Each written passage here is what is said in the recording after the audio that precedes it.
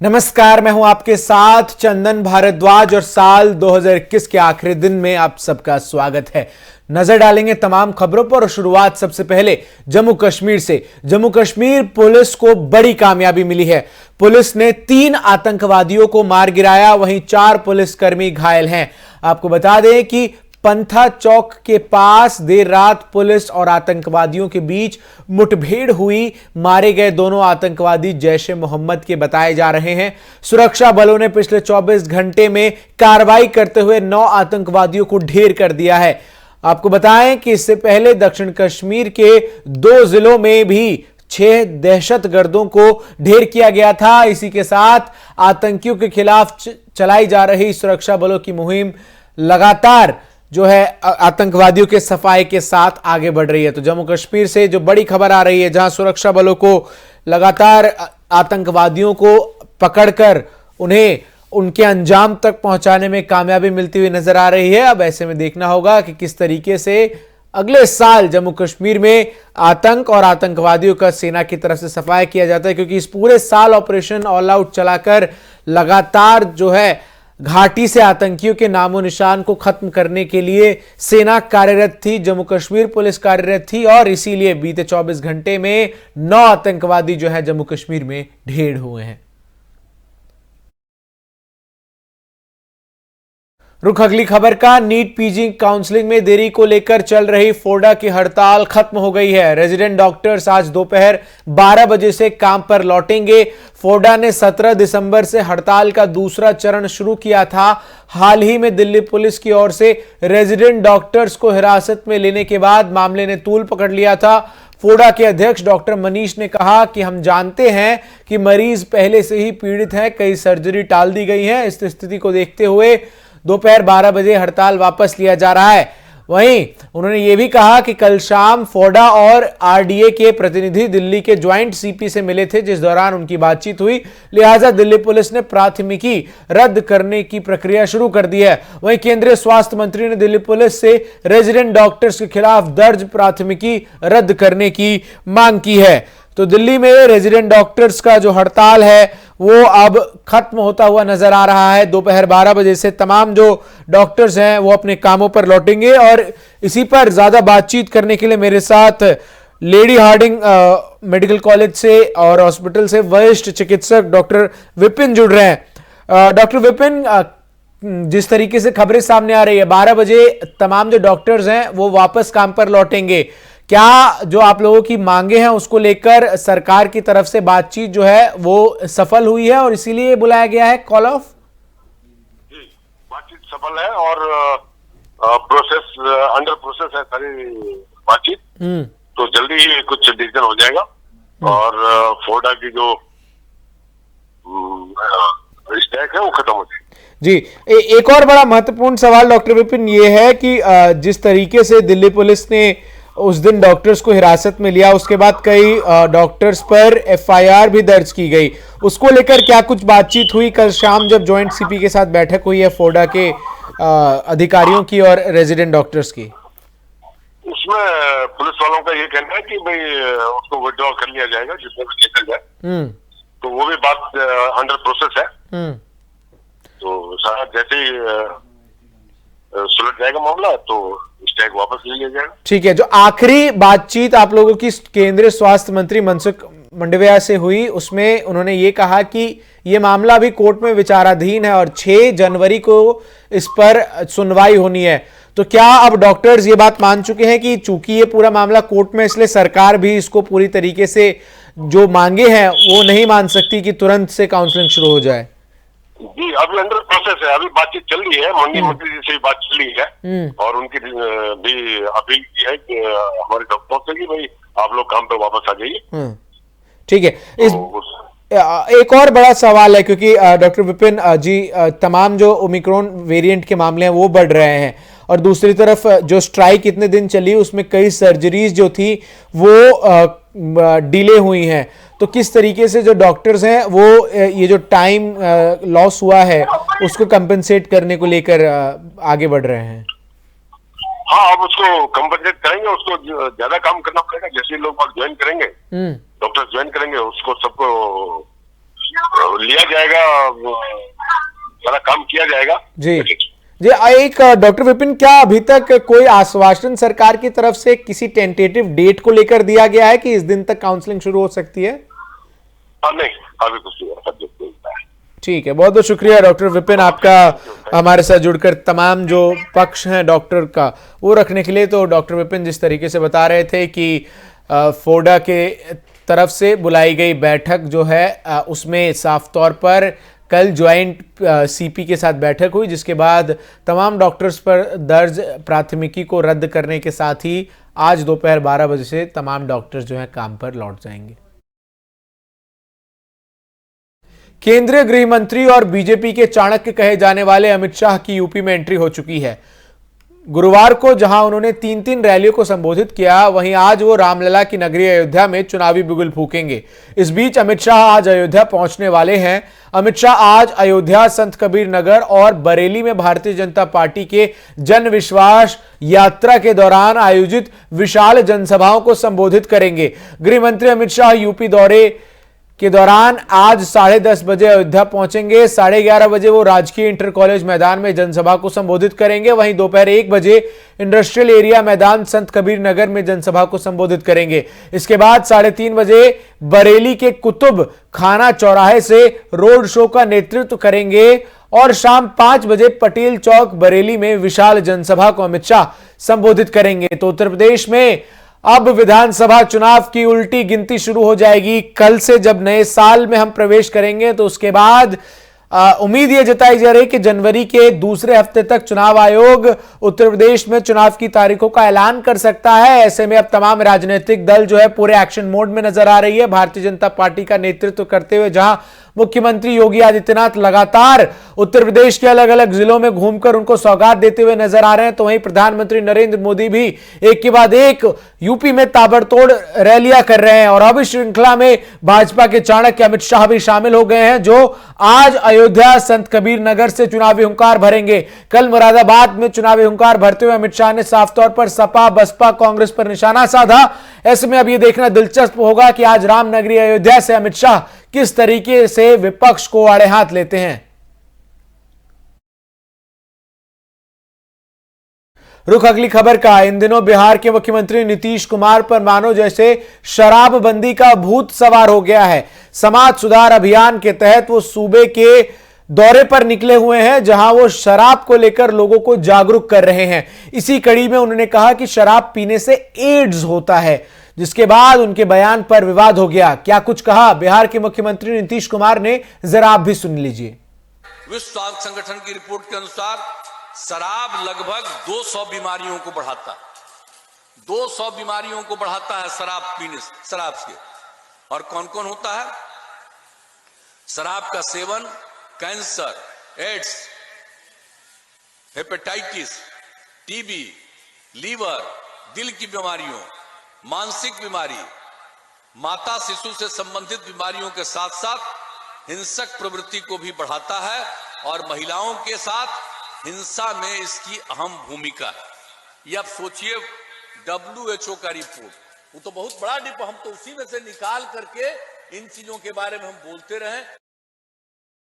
तो बिहार के मुख्यमंत्री नीतीश कुमार लगातार समाज सुधार अभियान को लेकर बिहार के अलग अलग जिलों का दौरा कर रहे हैं।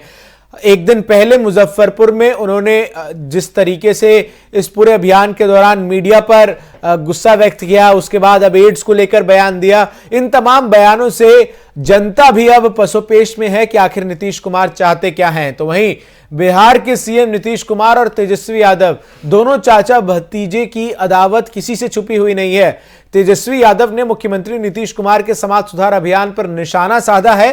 तेजस्वी ने कहा कि मुख्यमंत्री को पहले खुद सुधरना चाहिए, उसके बाद समाज की बात करनी चाहिए। समाज पहले से सुधरा है, उन्हें पहले सरकार को सुधारना चाहिए। क्या कुछ कहा तेजस्वी यादव ने, यह भी आपको सुनाते हैं। शराबबंदी को लेकर के जो ज्ञान मुख्यमंत्री जी ने दिया है, अब बताइए, ऐसा मुख्यमंत्री जी ने बयान दिया जो हास्यास्पद है। मतलब शराब पीने से एड्स होता है, ये मुख्यमंत्री जी कह रहे हैं। समझ सकते हैं कि किस तरीके से वो हर तरीके से घिरे हुए हैं और उस वजह से ऊटपटांग बयान दिया जा रहा है।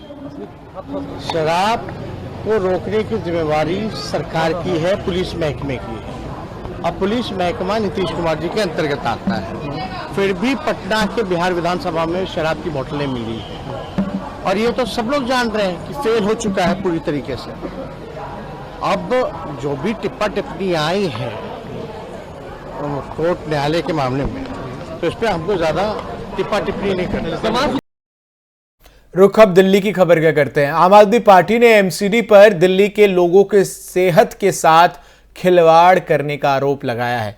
आम आदमी पार्टी की एमएलए आतिशी मारलेना ने कहा कि उत्तरी नगर निगम में स्थित राजन बाबू अस्पताल की इमारत खतरनाक घोषित की जा चुकी है। इसके बावजूद यहां की छत के नीचे मरीजों का इलाज चल रहा है। यह मरीजों की जान के साथ खिलवाड़ है। आपको बता दें कि आतिशी ने पिछले दिनों राजन बाबू अस्पताल का दौरा किया था, जिसके बाद उन्होंने आरोप लगाया कि खुद एमसीडी द्वारा अस्पताल की इमारत को खतरनाक घोषित करने के बावजूद यहां मरीजों का इलाज जारी है। उन्होंने कहा कि भाजपा शासित नॉर्थ एमसीडी को पैसे की ऐसी भूख है कि उन्होंने मरीजों को मरने के लिए छोड़ दिया है। उन्होंने दिल्ली बीजेपी अध्यक्ष आदेश गुप्ता से सवाल पूछा कि आप बताएं कि आपको दिल्ली के लोगों से इतनी नफरत क्यों है।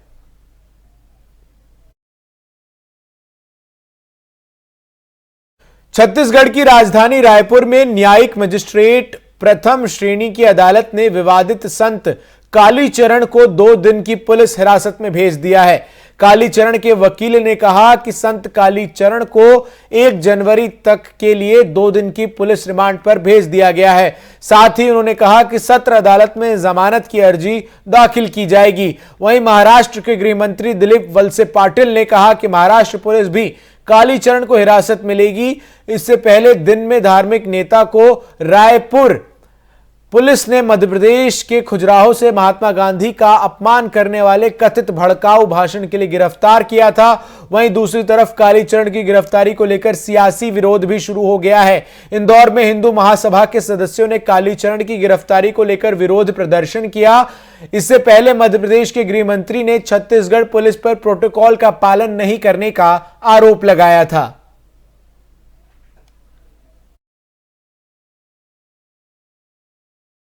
रुख अगली खबर का। छत्तीसगढ़ में कालीचरण की गिरफ्तारी को लेकर सियासी भूचाल है।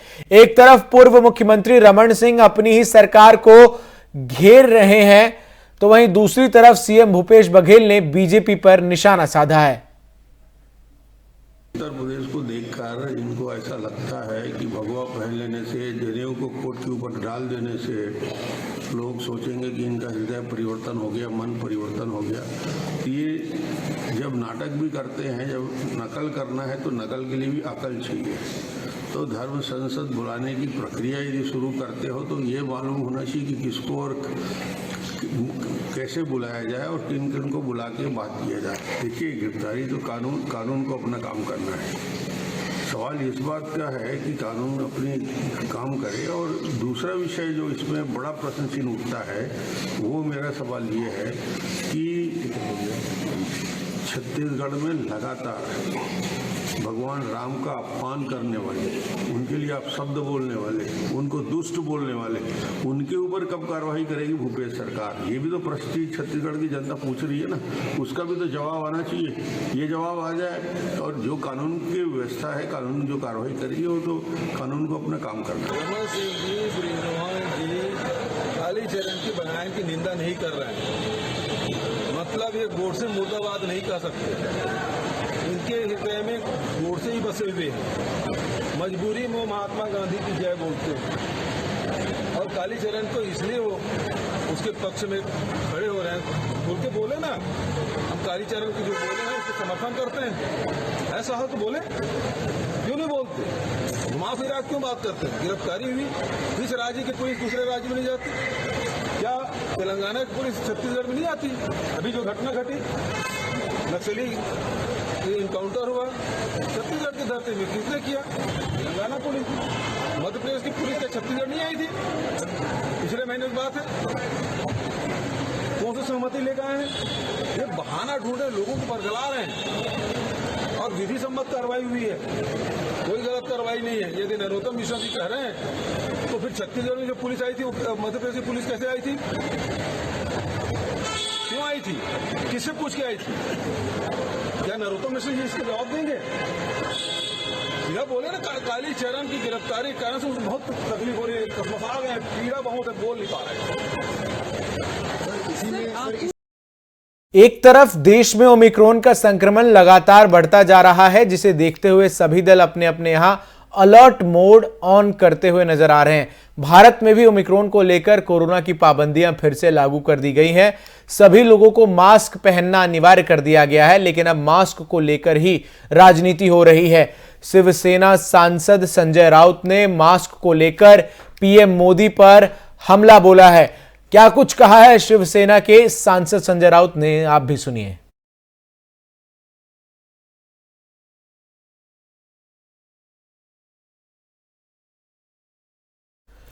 पिछले 24 घंटे में देश भर में कोरोना के 10,000 से ज्यादा मामले सामने आए हैं। राष्ट्रीय राजधानी दिल्ली में बीते 24 घंटे में कोरोना के 16,764 मरीज मिले हैं। आपको बता दें कि दिल्ली में मई के बाद ही सबसे ज्यादा कोरोना का आंकड़ा है। स्वास्थ्य मंत्रालय के संयुक्त सचिव लव अग्रवाल ने बताया कि देश के 10 जिलों में पॉजिटिविटी रेट 10% से ज्यादा है। उत्तर प्रदेश में भी कोरोना के मामलों में तेजी आई है। यूपी में भी कोरोना के 193 मामले सामने आए हैं।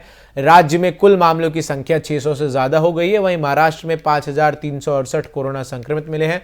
पश्चिम बंगाल में 2,128 मामले दर्ज किए गए हैं। बिहार और झारखंड में कोरोना के मामलों में तेजी आई है। देश में अब तक ओमिक्रॉन के 1,270 मामले सामने आए हैं। महाराष्ट्र और दिल्ली में ओमिक्रॉन के सबसे ज्यादा मामले हैं। महाराष्ट्र में ओमिक्रॉन के 450 केस, तो वहीं दिल्ली में 320 ओमिक्रॉन संक्रमित मरीज हैं।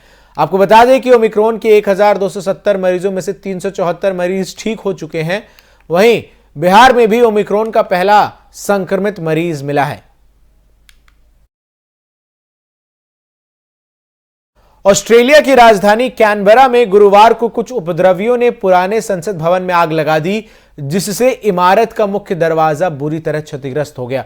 बाद में मौके पर पहुंची पुलिस दमकल की गाड़ियों ने आग पर काबू पाया। यह इमारत 1927 और 1988 के बीच ऑस्ट्रेलिया की संघीय संसद की सीट थी। इसे बाद में एक स्मारक में बदल दिया गया, जिसमें ऑस्ट्रेलियाई लोकतंत्र का संग्रहालय है और कैनबरा में एक लोकप्रिय पर्यटन स्थल है। इस घटना की ऑस्ट्रेलिया के सभी दलों ने कड़ी निंदा की है।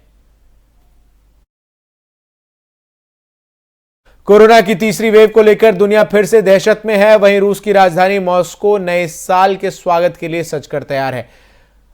ये तस्वीरें इस वक्त मॉस्को से हम आपको दिखा रहे हैं, जहां नए साल के जश्न को लेकर तैयारियां पूरी तरह से मुकम्मल कर ली गई है। तमाम ऐतिहासिक और महत्वपूर्ण स्मारकों को सजा दिया गया है और इसके साथ ही रूस में नववर्ष के आगमन की तैयारी शुरू हो चुकी है।